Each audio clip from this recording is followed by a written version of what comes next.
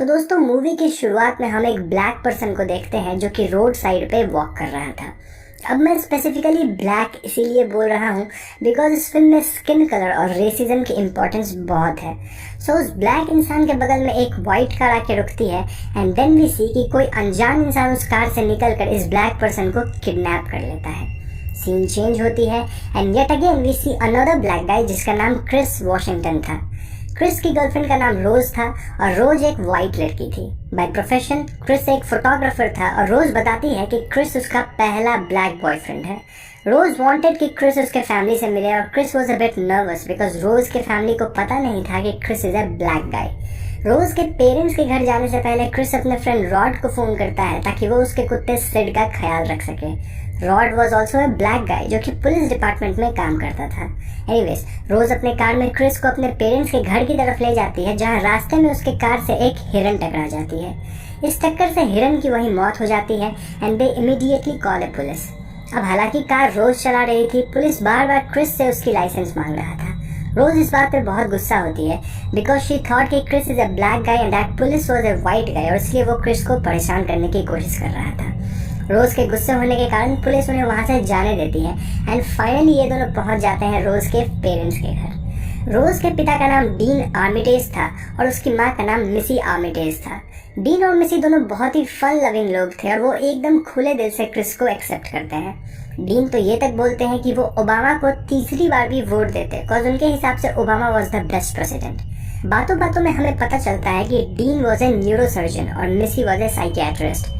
रोज का एक छोटा भाई भी था जिसका नाम जेरेमी था और वो भी अपने पिता की तरह मेडिसिन की पढ़ाई कर रहा था। डीन क्रिस को अपने घर दिखाते हैं जो कि बहुत ही आलीशान था और शहर से काफी बाहर था एंड क्रिस नोटिस करता है कि वहाँ दो नौकर थे और वो दोनों ब्लैक पीपल थे।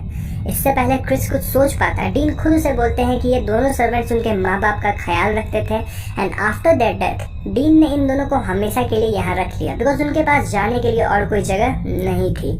डीन क्रिस को बताते हैं कि 1936 ओलंपिक मैराथन क्वालिफाइंग राउंड में उनके डैड सेकंड आए थे बिकॉज फर्स्ट आने वाले इंसान का नाम था जेसे डीन्स और वो इंसान एक ब्लैक पर्सन था। सब कुछ एकदम नॉर्मल दिख रहा था लेकिन we as a viewer notice करते हैं कि रोज के माता पिता क्रिस को लेकर कुछ ज्यादा ही खुश थे which was not looking common. Not only that इनके घर के नौकर वॉल्टर और जॉर्जिना थोड़े एबनॉर्मल सा बिहेव कर रहे थे एंड क्रिस भी इस बात को नोटिस करता है। सेम डे रोज का छोटा भाई जेरेमी भी वहाँ आता है और डिनर टेबल पे सभी लोग एक साथ बैठते हैं। जेरेमी लगातार कुछ रेसिस्ट बातें किए जा रहा था लाइक वो क्रिस से पूछता है कि if his favourite sport is UFC. Chris physically इतना वेल बिल्ट है, वो मिक्स्ड मार्शल आर्ट्स में अच्छा करेगा and he even challenges him for a judo fight. Missy तुरंत ही जेरेमी को अंदर जाने बोलती है एंड नेक्स्ट सीन में हम क्रिस और रोज को एक कमरे में देखते हैं। रोज एकदम गुस्से में होती है बिकॉज उसका भाई क्रिस के साथ ऐसे बिहेव किया and even her parents Chris से कुछ ज्यादा ही स्वीट बिहेव कर रहे थे। क्रिस इन बातों को लाइटली लेता है और फिर दोनों सोने चले जाते हैं। उसी रात क्रिस की नींद खुलती है और वो स्मोक करने के लिए बाहर जाता है।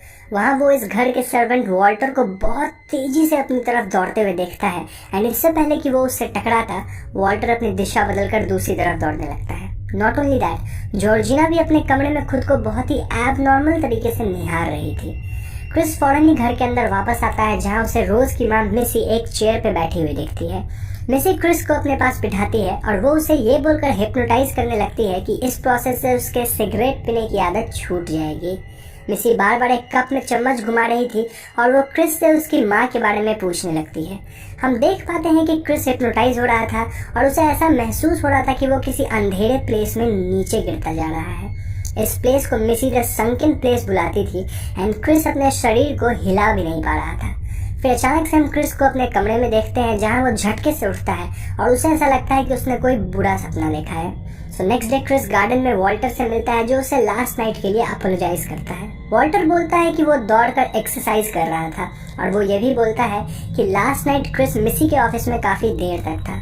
यहाँ हम ऑडियंस देख पाते हैं कि वॉल्टर बहुत ही एबनॉर्मल बिहेव कर रहा था। आई मीन यूजुअली बूढ़े लोग ऐसा बिहेव करते हैं। क्रिस फौरन ही हिप्नोटिज्म वाली बात अपनी गर्लफ्रेंड रोज को बताता है और वो ये भी बोलता है कि अब वो स्मोक नहीं कर पा रहा बिकॉज सिगरेट के बारे में सोचते ही उसे उल्टी जैसी फीलिंग आने लगती है। तो सेम डे इस फैमिली की एक ग्रैंड रियूनियन थी जहाँ रोज के कई वाइट रिलेटिव्स आते हैं। अब ऑब्वियसली क्रिस को इतने सारे वाइट लोगों के बीच थोड़ा अजीब फील हो रहा था but he was handling them nicely.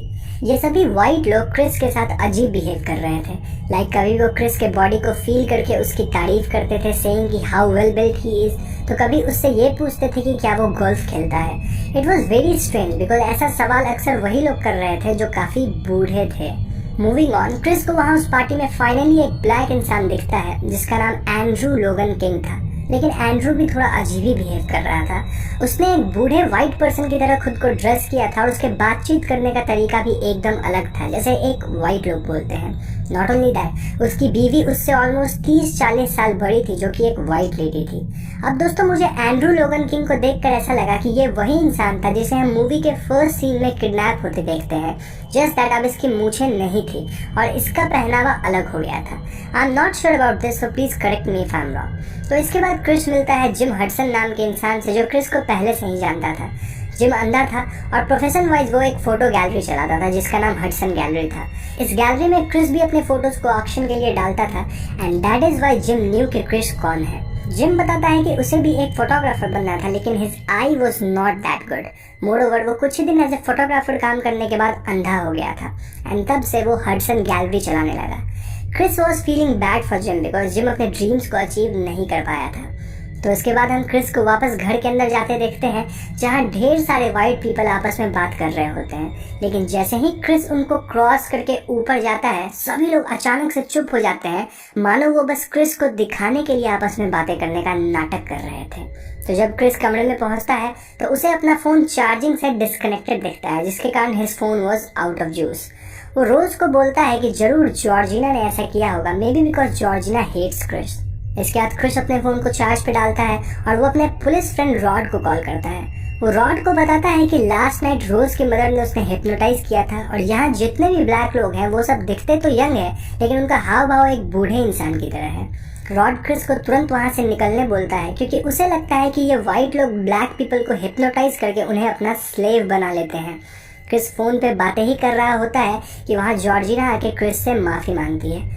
वो बोलती है कि उसने जानबूझकर फोन को चार्ज से नहीं हटाया बल्कि सफाई करते वक्त जब उसने फोन को उठाया तो वायर अपने आप ही हिल गई और निकल गई।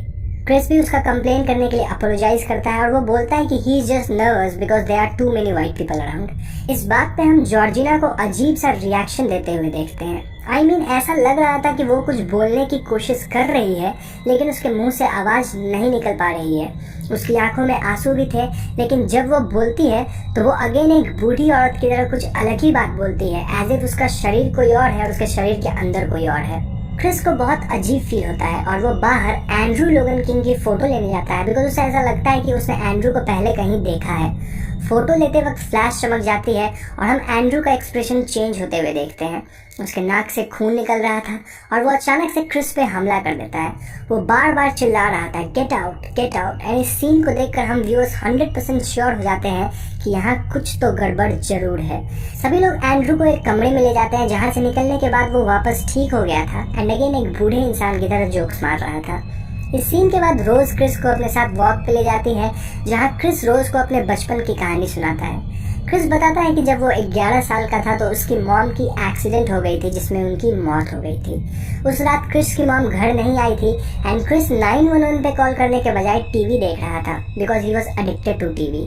अगर वो अपने मॉम के ना आने पे पुलिस को बुलाता तो शायद उसकी माँ बच जाती बिकॉज एक्सीडेंट के वो कई घंटों बाद मरी थी क्योंकि वो रोड पे अनअटेंडेड पड़ी हुई थी। क्रिस पूरी रात टीवी देखता रह गया, उधर उसकी मॉम अपनी जान गंवा दी। जब ये सारी बातें हो रही थी तो दूसरी तरफ हम डीन को सभी वाइट लोगों के साथ बिंगो खेलते देखते हैं। लेकिन ये खेल मुझे एक ऑक्शन जैसा लग रहा था बिकॉज वहाँ क्रिस की एक फोटो लगी थी और ऐसा लग रहा था कि वो लोग क्रिस को बेच रहे हैं। उस खेल के विनर थे जिम हडसन जिनका हडसन गैलरीज था। उसी रात क्रिस एंड्रू लोगन किंग की फोटो अपने फ्रेंड रॉड को भेजता है जो तुरंत ही एंड्रू को पहचान लेता है। एंड्रू का असली नाम था एंड्रे हेवर्थ जो कि कई दिनों से मिसिंग था। इस बात को जानते ही क्रिस तुरंत ही वहां से जाने का प्लान करता है और वो रोज को अपना सामान जल्दी से पैक करने को बोलता है। जब रोज अपनी पैकिंग करने जाती है तो एंड्रू को कपबोर्ड में रोज की कुछ अलग अलग तस्वीरें मिलती है जिनमें वो कई डिफरेंट ब्लैक लोगों के साथ थी। इन लोगों में वॉल्टर और जॉर्जिना भी थे and now they are servants here. Chris एकदम डर जाता है और वो फौरन वहाँ से भागने की कोशिश करता है, लेकिन नीचे रोज की पूरी फैमिली क्रिस का रास्ता रोके खड़ी थी। क्रिस रोज को चिल्ला चिल्ला कर कार की चाबी देने बोलता है और रोज घबरा कर बोल रही थी कि चाबी मिल ही नहीं रही है। एंड देन अचानक रोज बोलती है, तुम्हें पता है क्रिस, मैं तुम्हें चाबी नहीं दूंगी। ऐसा बोलते वक्त रोज के हाथ में चाबी थी और उसके एक्सप्रेशंस एकदम से चेंज हो गए थे। क्रिस समझ गया था कि रोज ने उसे फंसाया है और वो वहां से भागने की कोशिश करता है, लेकिन मिसी तुरंत ही अपने कप पे 3 बार स्पून मारती है और क्रिस वापस से हिप्नोटाइज होकर सीधा जमीन पे गिरता है। वो वापस से द संकन प्लेस में चला जाता है जहां उसका अपने शरीर पे कोई कंट्रोल नहीं था। दूसरी तरफ हम क्रिस के फ्रेंड रॉड को बार बार क्रिस का फोन लगाते देखते हैं, लेकिन नो वन वाज आंसरिंग। वो अपने सीनियर ऑफिसर्स को बताता है कि शायद वाइट लोगों ने क्रिस को पकड़ के अपना स्लेव बना लिया है, लेकिन कोई भी उसकी बातों पे भरोसा नहीं करता है। दूसरी तरफ हम क्रिस को एक कमरे में बंधा देखते हैं जहां टीवी पे कुछ वीडियोस आ रही थी। इन वीडियोस में हम यंग आर्मिटेज फैमिली को देखते हैं जहां वो कुछ अजीब सी क्रिप्टिक बातें कर रहे थे। फिर अचानक से उस टीवी पे एक कप एंड स्पून आती है जिसकी आवाज सुनते ही क्रिस वापस से बेहोश हो जाता है। अब आई नो आप सभी व्यूअर्स बहुत ज़्यादा कंफ्यूज होंगे कि यहाँ आखिर हो क्या रहा है। Let me explain it to you. तो दरअसल रोज आर्मिटेज की फैमिली एक सीक्रेट ग्रुप का हिस्सा थे जिसका नाम था the order of the Coagula. Rose के दादाजी एक न्यूरोसर्जन थे और उन्होंने एक ऐसा मेथड निकाला था जिसके थ्रू वो एक इंसानी ब्रेन को ट्रांसप्लांट कर सकते हैं। इसके लिए पहले विक्टिम को हिप्नोटाइज करना पड़ेगा, फिर उसके ब्रेन का एक ऐसा हिस्सा ऑपरेट करके हटाना होगा जिससे उसका शरीर हर एक फिजिकल एक्टिविटीज तो कर पाए लेकिन उसका ब्रेन खुद को ही नहीं पहचान पाए। देन वो दूसरे इंसान जो कि इस विक्टिम का बायर होगा उसका सेम ब्रेन का हिस्सा निकाल कर इस विक्टिम के बॉडी में लगा देगा। इससे जब विक्टिम होश में आएगा तो उसे ऐसा लगेगा मानो वो कोई और है और उसकी बॉडी भी मस्त काम करेगी। विक्टिम्स के कुछ सबकॉन्शियस थॉट्स उसके दिमाग में रहेगी, लेकिन उन थॉट्स को हिप्नोटिज्म से कंट्रोल किया जाएगा। एग्जाम्पल, क्रिस को जिम हडसन ने खरीदा था जो कि काफी बूढ़े थे और अंधे भी थे। अब जिम के ब्रेन को क्रिस के बॉडी और उसके सर के अंदर डाला जाएगा जिससे उन्हें मिल जाएगा क्रिस का यंग बॉडी और क्रिस का अस्तित्व हमेशा हमेशा के लिए खत्म हो जाएगा because he will be stuck in a sunken place. यहाँ से क्रिस सब देख पाएगा, सुन पाएगा, लेकिन वो करेगा उतना ही जो जिम का दिमाग चाहेगा। It's just like being a passenger in your own body which is being controlled by someone else. तो बेसिकली रोज के घर में जो वॉल्टर था वो रोज के दादाजी थे, जॉर्जिना रोज की दादी थी, बस शरीर किसी और का था। सिमिलरली एंड्रू लोगन किंग भी उस बूढ़ी औरत का एक्चुअल पति था जो कि इस यंग बॉडी के अंदर था। ये सभी लोग एक सीक्रेट सोसाइटी के मेंबर थे जिसका नाम था द ऑर्डर ऑफ द कोआगुला और ये सोसाइटी अपने लोगों को दूसरी यंग बॉडीज देकर काइंड ऑफ अमर बना रहे थे। Mind blowing concept. क्रिस को ये सारी बातें उस टीवी के जरिए पता चलती है जिसमें जिम खुद आकर उसे बोलते हैं कि अब उसका शरीर उनका होने वाला है। फिर टीवी पे आती है कप एंड स्पून जिसकी आवाज़ को सुनकर क्रिस बेहोश हो जाता है। दूसरी तरफ ऑपरेशन की तैयारी शुरू हो जाती है और हम डीन को जिम का ब्रेन ऑपरेट करते देखते हैं। जेरेमी क्रिस की बॉडी लाने जाता है और जैसे ही वो उसका हाथ खोलता है क्रिस जिम पे हमला कर देता है। असल में क्रिस जिस चेयर पे बैठा था उसकी रुई निकल रही थी और टीवी पे कप एंड स्पून वाली सीन आने से पहले उसने ढेर सारी रुई को चेयर से निकाल कर अपने कान के अंदर रख लिया जिससे उसे कप और स्पून की आवाज ही सुनाई ना दे, जिससे वो वापस हिप्नोटाइज नहीं होगा। तो इसके बाद क्रिस डीन पे हमला करके उन्हें भी मार देता है एंड देन उसे मिलती है इविल मिसी जिसने क्रिस को हिप्नोटाइज किया था। मिसी क्रिस के हाथ के अंदर चाकू मार देती है लेकिन क्रिस उसी चाकू से मिसी को भी मार देता है और वहां से बाहर निकलने की कोशिश करता है। बाहर जाने से पहले जेरेमी होश में आकर क्रिस पे वापस हमला करता है लेकिन क्रिस उसे भी मार देता है। दूसरी तरफ हम रोज को देखते हैं जो कि बिंग पे सर्च करती है top NCAA prospects and result में आते हैं ढेर सारे ब्लैक हैंडसम फिजिकली स्ट्रॉन्ग लड़कों की photos. Obviously she was selecting her next victim. तो क्रिस कार स्टार्ट करके वहां से भागता है जब उसके कार के सामने जॉर्जिना आ जाती है और वो कार से टकरा जाती है।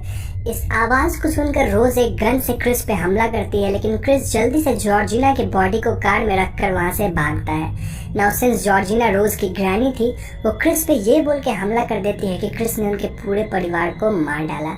इस हमले से क्रिस के कार की एक्सीडेंट होती है एंड देन घटना स्थल पे आते हैं Walter and Rose. Walter Chris को मारने की कोशिश करता है लेकिन क्रिस वॉल्टर के ऊपर मोबाइल फ्लैश चमकाता है। इससे वॉल्टर कुछ सेकंड्स के लिए वापस सेंसेस में आता है like we saw earlier with Andrew और वो रोज से गन लेकर रोज को ही शूट कर देता है। फिर वो खुद को भी गोली मार देता है। रोज अभी भी मरी नहीं थी और क्रिस उसका गला घोटकर मारने की कोशिश करता है। तभी हम वहाँ किसी पुलिस कार को आते देखते हैं और इस कार में क्रिस का दोस्त रॉड था जो उसे यहाँ से बचाकर दूर ले जाता है। रोज अब भी जिंदा थी और वो गोली खाकर उसी रोड के बीचों बीच पड़ी थी। मूवी यहीं पे खत्म हो जाती है।